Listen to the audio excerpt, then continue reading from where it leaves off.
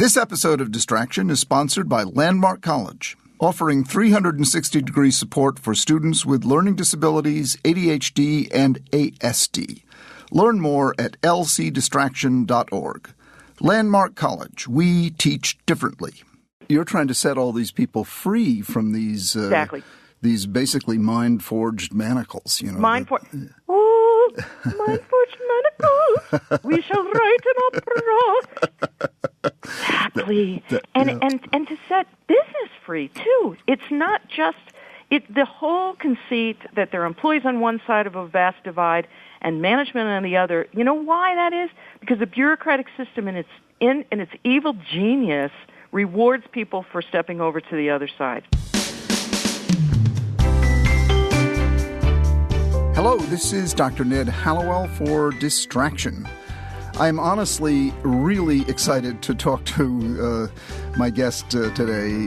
Her name is Liz Ryan, and she is, by credentials, she is the CEO of Human Workplace.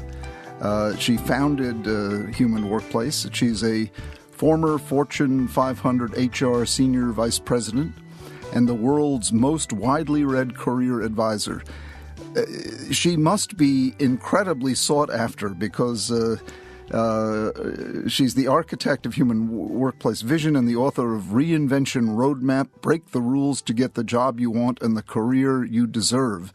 I can't tell you how many people must want to talk to you and must want to read your book, get your advice, go to your LinkedIn site, go to your blog, your roadmap. You must be besieged by people wanting to get your advice. So let's give them your advice free of charge today on this podcast. 100%. How do you want to jump in? You must know right off the top of your head what are the most common questions you get asked. Yeah, absolutely. I think that the big thing is, where this came from, the human workplace idea, is that I was, as you mentioned, an HR person for millions of years. And I was an HR person, but I didn't come from HR school, as it were. My background is classical music. I'm an opera singer. No kidding. Yeah. So I kind of fell into HR way back in the early 80s. Wow. And I was working for a growing company, and my boss said, be an HR manager, have an HR department. I'd been in the company before I took on that job, but through a circuitous path, we had actually a union election at a distribution center in our company, and I was running customer service and order processing, and I kind of went down there and figured out the whole thing, and they ended up deciding not to take the union, and they put me in HR as a result. So that's how I became an HR manager. But he said, the company is growing. We need amazing people. We need them to feel really good about working here. Just do that. And that is actually, if you think about it, the organic and obvious way to do HR, but it's not the common way. Sure. And so I just, hired great people and made it a great place to work and advocated for the employees all the time, which is, by the way, advocating for the company and its success. There doesn't need to be this ridiculous sort of tension and acrimonious relationship between employers and employees, but it's there. We all know it's there. Yes. And so I always had in the back of my mind, one day when I have time, I'm going to deal with this larger problem. Because right now, I'm able to make this place, this company, a great place to work. Yeah. And now we would say a human workplace. And we grew from, I think, 30 employees when I started there to, I don't know, several thousand when I left. And sales-wise, I think $1 million in sales when I started at age 19 and 1979 to about $300 to $400 million. I've lost track. And then they sold to American Greetings, so much larger. It was a greeting card company, recycled paper greetings. But it was so obvious, that most of what we do in HR is so broken. It's just so dysfunctional and awful and anti-human. Yes. And so I said, well, I want to do this on a bigger stage. I went to another company. I left there when I was 28 in 1988 and went to a startup at the time called U.S. Robotics, technology company. And they said the exact same thing. We're going to get really big, and we need you to hire amazing people and make it a fantastic place to work. And it was like, cool, let's do it. And we grew that company from 100 employees to 10,000 and from $15 million in sales when I got there to $3 billion. Wow. And how? The obvious way. Make it awesome. Make human decisions instead of, penny pinching, idiotic dollars and cents decisions in the moment. Right. Don't rule by policy. Rule by what's right. People are very afraid of departing from, well, if we make an exception for one person, other people won't understand. We'll have a backlash. You know what they will understand is if they feel good about working here. Uh-huh. And they trust us as managers. And there aren't secrets, and there aren't tons of closed-door meetings, and we don't disrespect people, and we don't write policies that totally negate people's obligations, outside of work and discount them. So it's much easier, it's cheaper, it's faster, it's slipperier, it's more fun to have a warm environment at work. But for some reason, it's very scary and off-putting to people who view their jobs through the lens of fear. Yes. Which brings them to uniformity and dulling down of any kind of creative. Yes. And so I said, well, you know what, one day, I have a lot of kids, I have 5 kids. Wow. I had that going on. I was singing opera all the time. Wow. And so I said, one day I'm going to dive into this project when I have more time. And that finally happened, about 10 years ago that I was consulting and writing and all that stuff. I said, we got to seriously, sort of create the blueprint for this human workplace model, both for working people who need to understand how to empower themselves and run their careers the way entrepreneurs run their businesses. No differently. And then also, of course, for organizations who want to walk this path and humanize their own workplaces, it's very easy to do, but you have to step out of fear, personal fear of each manager, each executive, in order to do that. And so you left the robotic company. Well, I left U.S. Robotics back in 1997. They were sold. And I knew it was, I was devastated because I didn't want that to happen. Right. But I said, well, there's got to be something good to come out of this. And my personal goal, I was 37 and pregnant with my 4th kid. Wow. And my personal goal was, well, this has been an unbelievably cool job, especially for somebody who never wanted to work in the corporate world. My dad was a corporate executive, and I would go to his office when I was a kid and say, hey, I'm glad my dad likes it, but shoot me in the face before I do this kind of work. This is gross. With the cubicles and the desk, oh, no, baby. I'm going to be on stage. My career plan was opera singer first and Broadway person as a fallback, super impractical career plan. But in a way, it is performance what I do when I'm on stage. I'm singing, and you'll be singing, everyone will be singing, dancing. But it's the idea that why is business so dull? Why is it so black and white? Why is it so formulaic? Why are we so bound up and afraid all the time in the business world, which should be fun and spontaneous and warm and human and creative? Yes. So 1997, robotics. Left U.S. Robotics, had a baby, consulted, helped my friends, started an opera company, toured around with the opera company. I started an online community for women in Chicago called Chickwit. That grew huge and international. Wow. Took a lot of my time for a long time. I was, writing, speaking, drawing, whatever. So I did the women's community till like 2007, 11 years ago. Then I did a lot more consulting, speaking, blah, blah, blah. Started writing for a Business Week, and then Yahoo, and then... You had a 5th child along the way. Sorry? You had a 5th child along the way. Oh, yeah. Good, thank you. Good call. Yes, that is number 5. We moved to Colorado in 2001, and I had him here, so he's a Colorado native. And then really 2012, Human Workplace. I was on the phone, actually, with my old boss from U.S. Robotics, the founder, Casey Cowell, the founder of U.S. Robotics. And I said, I'm frustrated. The name of my company was Ask Liz Ryan, And he goes, no, you don't want people to ask you. You want to teach them how to figure it out for themselves, A. And B, name the company what you want to bring about. And I was just like, what? Human Workplace, of course. And the URL was available. I said, why not? Do it. Now it's trademarked. But it's the idea that this process is completely available to everyone in every position, every job seeker, every student, every corporate executive. It's a personal decision to step, and it's not a one step, it's a lifelong journey, but out of fear and into trust. Yeah, and that sounds very hippie-ish. I know I'm calling you from Boulder, Colorado, hippie capital of the world. No, it doesn't sound hippie. It sounds sensible. It is sensible. It is so sensible. When job seekers say, for example, I wrote a column last week for Forbes, and it was something about some rant about, things not to do and say at an interview, not from the standpoint of displeasing the interviewer, but from the standpoint of groveling, right? Because that's a big problem. Well, you can't blame job seekers for groveling. They're trained to grovel in an interview. Right. Most of the conventional job search advice advises people, do whatever they want you to do. Kiss ass. If you want to succeed, kiss ass. Kiss ass up and down. It's so disgusting. Right. And I say, honey bun, if they need you to do that on the interview, how could you possibly stand working there? Right. It's going to be horrible for your body and your brain. Right. So I'm writing this story about, just how to stay in your body and breathe and, avoid that tendency that we have to grovel. So if people want the formula, is it in the book, Reinvention Roadmap? Oh, yeah. The book Reinvention Roadmap is all about that. It starts with the idea that, we all go through shakes and shocks and disruption and, we get laid off and the job goes away and it's all this stuff is traumatic. And in our society, we don't really deal with that as the trauma that it creates. We don't. We don't talk about it. We don't acknowledge it.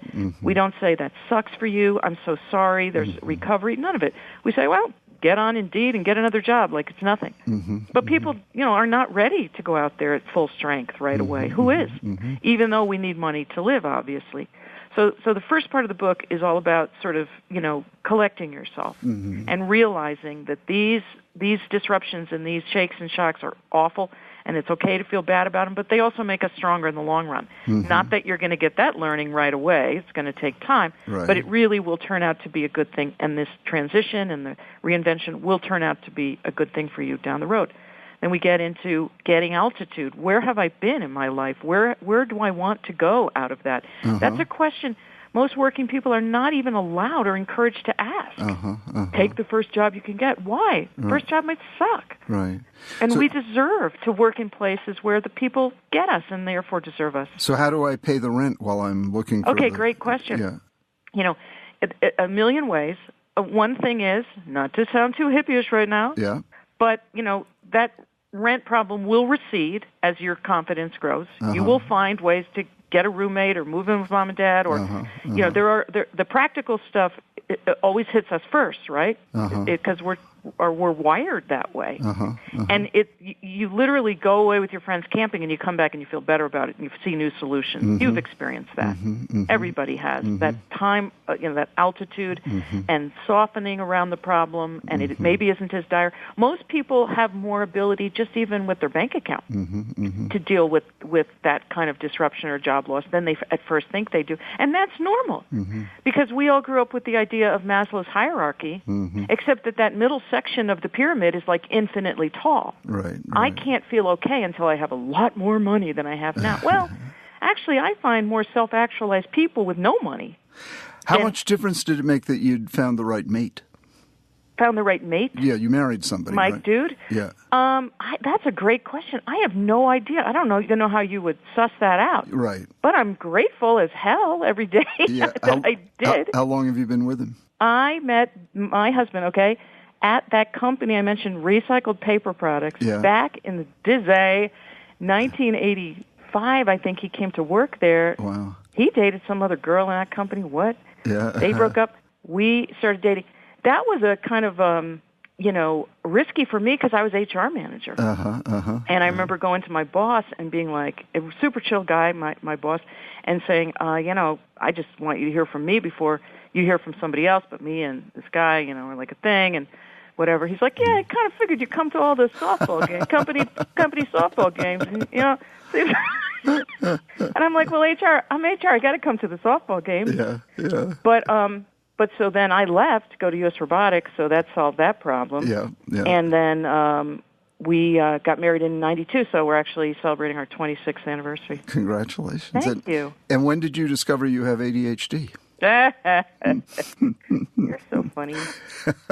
I'm going to say in my body, 5 years old, Yeah. But they didn't diagnose back then. Yeah, no. So I'm going to say as an adult. Yeah. Maybe 10 years ago. Did anyone ever, I'm just telling because I can tell just talking to you have it. Well, you know what? The thing is, I am thrilled to have stuff get normalized and accepted. Yeah. I have a couple kids on the spectrum, maybe more, who knows? Yeah. But a couple that it's sort of out there. Yeah.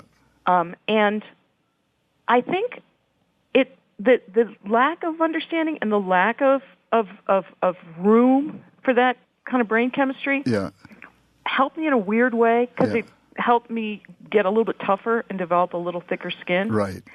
It was weird as a little kid to say, well, I'm not an idiot. Why are these teachers so down on my case all the time? Right. And getting sent to the first time I got sent to the principal's office, I think it was second grade, it was because the teacher just, without saying anything, got up and wrote 2 columns of words on the board. Yeah. Just 2 columns of words. Yeah. And I just organically, I said, I got it. And she said, what? And I said, I see the misspelled word. It's gerbil. It's supposed to be Gerbil. She sends me to the principal's office. She didn't know she misspelled the word. And I was like, how could you be a teacher and spell a word on the board that is not a common word and not know how it's spelled and not know that you misspelled it? It was just so unfathomable. And then punish a student who points it out.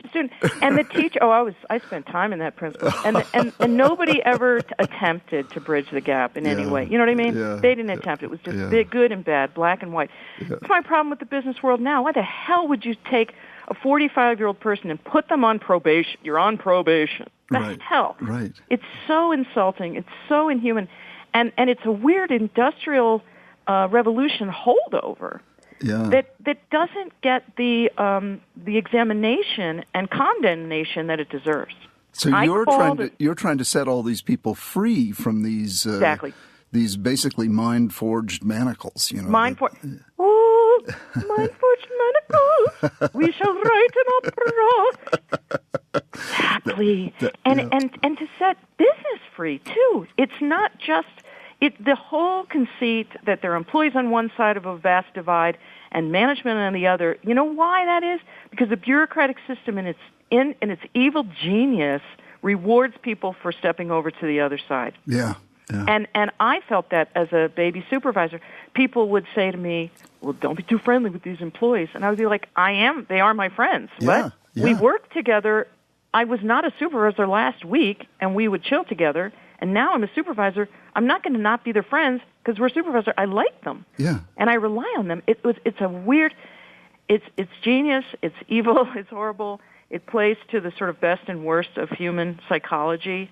Now I'm a supervisor, so these people ain't shit to me. Yes. And so that was a visceral, back 30-some years ago. There have been 15, 20 of those visceral, gut punches along the way saying, this is just wrong. And it's stupid. It's bad for shareholders. It's bad for the planet.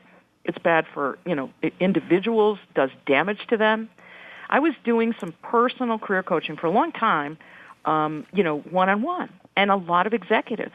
And making $350,000, $650,000 a year does not make people happier or healthier. They were, in distress. Right. And so afraid of all things, I might lose my job. I say, well, okay, wait, you've got to have millions in the bank at this point. What would it take? It's not the money. Yeah. It's the status. Yeah. And the sense of identity coming out of that little business card. Right. And but so your message is, you actually can create a workplace or a job for yourself where you can create, conditions of love and respect and make a lot of money and contribute to the world. Yeah, and not only can you, but the path to get there is exactly what will enable you to do it. So it's not luck. It's not, I have to find a better employer. Yes, you do, but you are also going to make them better by walking in. And that's, kind of, I think, a subtle concept for a lot of people. They don't realize their influence. When I was an HR person, I always wanted to convey somehow to the employees on the other side of the conference room door who had no idea what's being discussed inside the conference room, how important they were as individuals, such that a manager would be in a meeting and say, Samantha, man, she's so amazing, and she wants to transfer to the Western region, and if she transfers, that's going to kill our second half of the year. And I wanted to run out and say, Samantha, you know what your manager just said about you? Because I knew that she was not getting that message directly from that person. Yes. Because of why? Because of fear. Yes. Tension built into the relationship that if she knew how valuable she were, she would ask for more money or she would wield more power. And I thought, it's such a broken aspect of work. People do not know how valuable they are, and managers have an incentive to not tell them. Oh, gosh. I mean, that's it. And your campaign is to tell them. To tell them. Yeah. I tell them every day. I say our deal is methodology wrapped in mojo. Uh-huh. And the methodology does no good without that lift in self-esteem. And people say, well, how can I lift my own self-esteem? Believe it or not, you can. You know that. You can. But what do you do when they don't believe you? God bless them, I say. Uh-huh. You're on your path. I don't try to convince anybody. That would be the most hopeless, pointless exercise ever. Corporate executives, why should I do this? Don't, baby doll. Go away, have a good life. Don't bother me anymore. Yeah. Doubting working people, I totally get it. I'm cynical. You kidding? Yeah. I'm from northern New Jersey, honey. They don't get more cynical. And I'm doubting. I'm not like, let's, all held hands. How did you break your cynicism? It broke. Uh-huh. I mean, it broke. I had all these shocks along the way. HR is broken. Business is broken. Leadership is broken. Job search is broken. Part of it was I became an HR person, and I'm in the job like a week, and I was mad. I was ticked off at my boss. I was like, really? I'm doing customer service. I'm out there on the front line of the real business with the real customers and the suppliers and rock and rolling, and you stick me in HR? What, do you hate me? Why? He said, you're not seeing the vision. He said, you can have a lot more influence as the HR manager of this company, making it an amazing place. He didn't say start a business, start a movement, become a thought leader. But he said, he says, who told you can't speak to the customers anymore? I was like, good point. Good point. And so he broke a big mold for me. Mm-hmm. But what was going on in the early 80s? AIDS. And so I have young guys who are dying at work, not dying physically at work, but going to the hospital and being dead in a week. Right. And I'm 24. And, I called the HR association, like, what do I... We have no idea. It's not an HR issue. What? We have stuff. We have domestic violence. We have a woman over here with bruises on her face. Yeah, it's not an HR. Called the EAP. I was like, what is HR then? What is the point? But see, you're someone whose story could have been you got bitter and got fired and burned out. Instead, you caught fire and just grew and started your own company, and you're going gangbusters. Well, and I think that part of it is at that moment of freeze, of fear, of panic. We've all had it.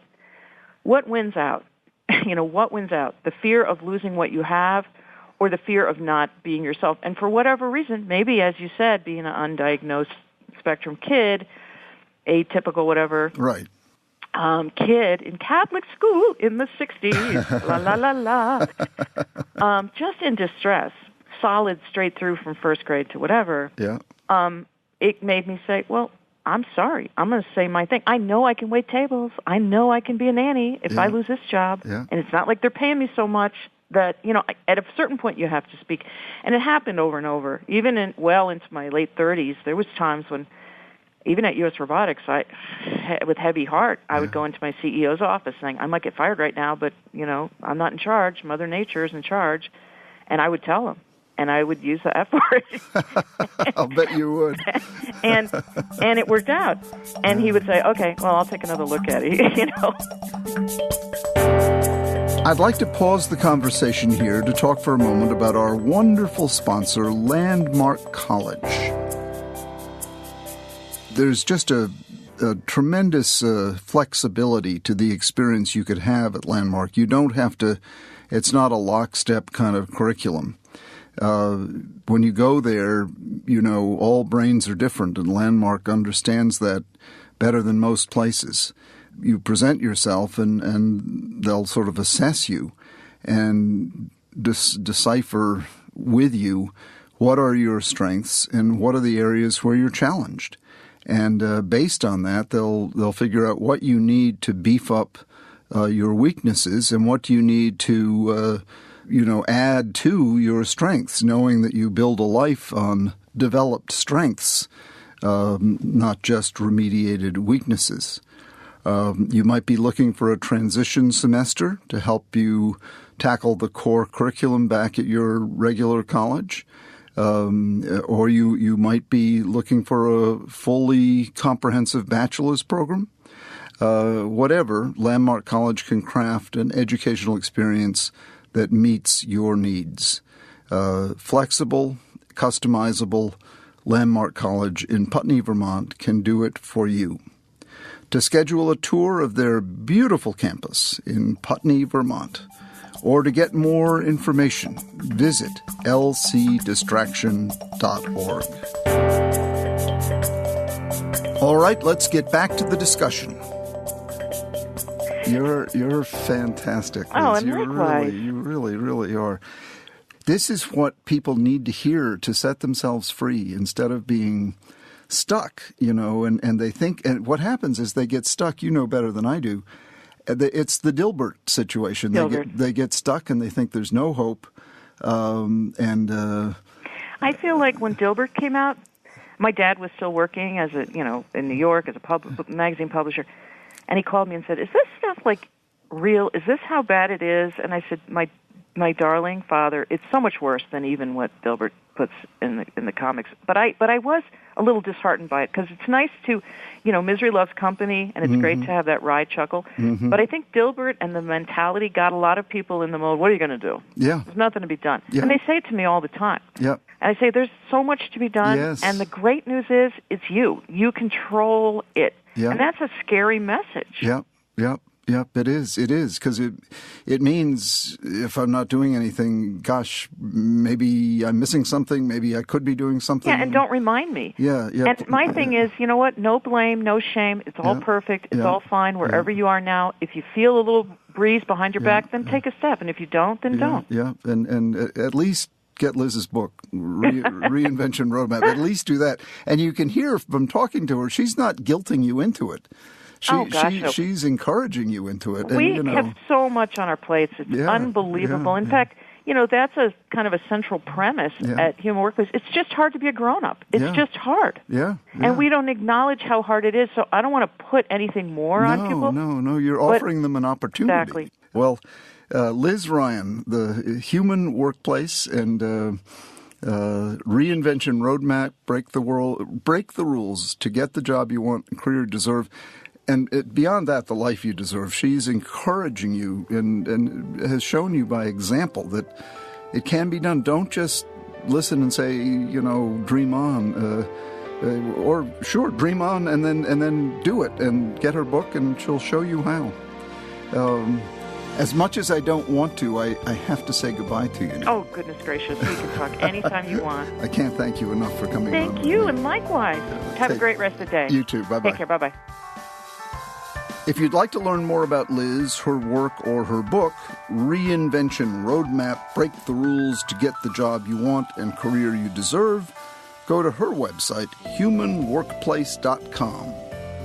Remember to send your questions and show ideas to connect@distractionpodcast.com or call us at 844-55-CONNECT.